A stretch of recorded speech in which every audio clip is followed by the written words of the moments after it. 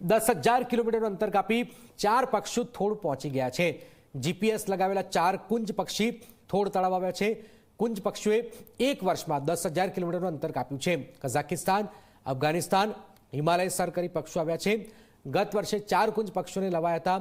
જીપીએસના આધારે range forester ઓફિસે આ ખુલાસો કર્યો છે। થોડ અભયારણ્યમાં દર વર્ષે 70થી વધારે પ્રજાતિઓના વિદેશી પક્ષીઓ અહીંયા આવે છે। આ સિવાય અંદાજે 30થી 40,000 પક્ષીઓ શિયાળામાં વસવાટ કરતા હોય છે। ફોરેસ્ટ વિભાગ દ્વારા આ પક્ષીઓની ઓળખ અને સંશોધન પણ કરાય છે।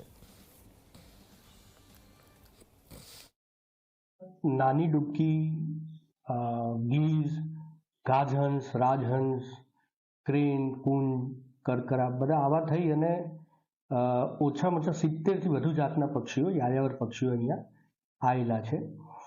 આ બધા પક્ષીઓ યુરોપ, કઝાકિસ્તાન, ઉઝબેકિસ્તાન, આ બાજુ ચાઇના, લાઓસ બાજુથી જે રાજહંસ છે, બાર હેડેડ ગૂઝ, એ બધા હિમાલયની ચોટી એવરેસ્ટ બધે ક્રોસ કરીને આવે છે અને શિયાળાની અંદર એમનો જે પ્રદેશ છે એ ખોરાક અને રહેઠાણની વ્યવસ્થાઓ ત્યાં ઠપ થઈ ગઈ હોય એટલે ઓછા ઠંડા પ્રદેશ તરફ એ પ્રયાણ કરતા હોય છે।